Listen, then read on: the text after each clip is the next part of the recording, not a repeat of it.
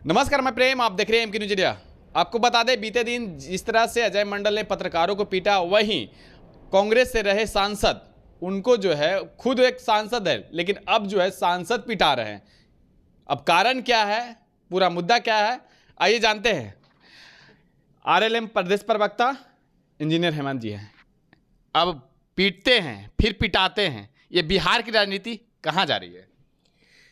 देखिए, आप जिनका बात कर रहे हैं वो भी एक इंसान है और इसी जगह के हैं।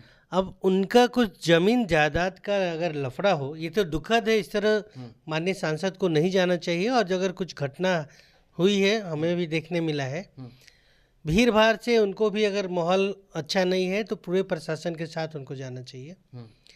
दूसरा, अगर उनका व्यक्तिगत लड़ाई है, जमीन जायदाद का मामला है, मामला सामने आने तो दीजिए। इस तरह तो कोई जाके पीट पाट नहीं दिया, कुछ वजह रहा होगा। अब क्या वजह है उसके जब तह तक जाएंगे, जब वो निकल के आएगी, तब हम लोग बात करें तो अच्छा रहेगा। कहा जा रहा है कि एक दलित हैं।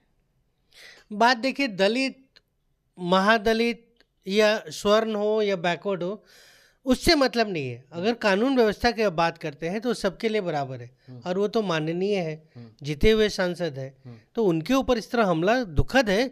लेकिन रीजन क्या रहा, आखिर ऐसा क्या वजह रहा कि बिना सुरक्षा के उनको उस भीड़ भाड़ वाले माहौल में जाना पड़ा?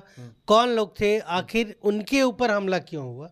ये तो जांच का विषय है, आने दीजिए जांच, इस पर फिर कार्रवाई होगी। अजय मंडल जिस तरह से पत्रकारों को पीटे, आज तक कोई ऐसा खबर नहीं बना कि जिससे जो है पत्रकारों को इंसाफ मिले। देखिए, 2-3 चीज़ है, उसमें भी हम लोगों ने बताया था कि गलत है। भले माननीय हो, लेकिन पत्रकार जो होते हैं हमारे देश के चौथा स्तंभ है और उनके ऊपर काफ़ी जिम्मेदारी रहती है, जवाबदेही उनकी रहती है। इसलिए वो हर एक जगह, खासकर पत्रकार, अपने आप को भी खतरे में डाल लेते हैं जनता के सवाल को लेके। और ये वही पत्रकार लोग हैं जो हमारे ऊपर भी, सरकार के ऊपर भी, किसी से भी, कहीं से भी वो सवाल पूछ सकते हैं। तो वो पत्रकार के ऊपर इस तरह का हमला हुआ है, हम लोग उसका उसके साथ नहीं है, दुखी है। ऐसा नहीं होना चाहिए। बाकी पार्टी के लोग जो हैं, जदयू के लोग, उन पे क्या संज्ञान लेते हैं, क्या उस पर रिएक्शन कहते हैं, फिर उनके ऊपर। कहा जा रहा है, विपक्ष की तरफ से कहा जा रहा है कि आप देख रहे हैं कि किस तरह से सत्ता दल वाले को जो बचाया जा रहा है और विरोधियों को किस तरह से पीटा जा रहा है। नहीं, आप दो केस को एक साथ मत जोड़ दीजिए ना। हो सकता है सासाराम वाले केस में कुछ उनका व्यक्तिगत हो, जमीनी विवाद हो।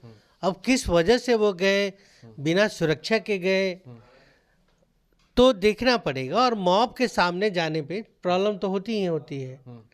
वो आने दीजिए जांच रिपोर्ट। और बचाने का कोई बात नहीं है। आप जेडीयू के प्रवक्ता का भी बात सुन लीजिए, उन लोगों ने भी इसकी निंदा की है कि एक सांसद महोदय को पत्रकारों के साथ ऐसा बिहेव नहीं करना चाहिए। क्या लगता है, बिहार में जिस तरह से कहते हैं कि law and order, zero tolerance को लेकर जो बातें कही जाती है, वो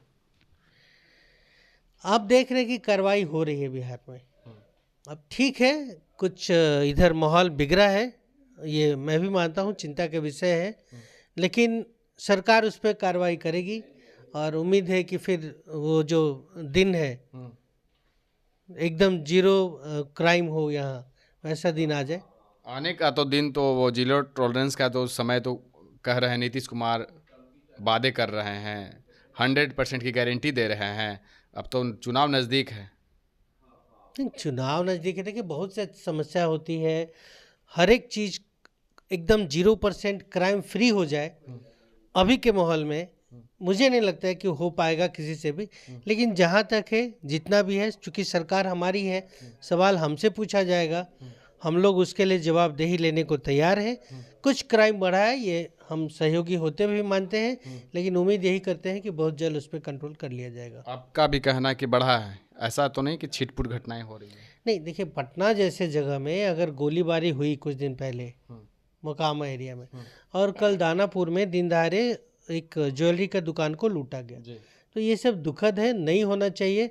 हम लोग भी ऐसा उम्मीद नहीं किए हैं कि इस तरह के सरकार में ऐसी घटनाएं हो। अपराधियों का मनोबल बढ़ गया। देखिए, अब घटना हो रही है तो मनोबल बढ़ा हुआ तो है ही।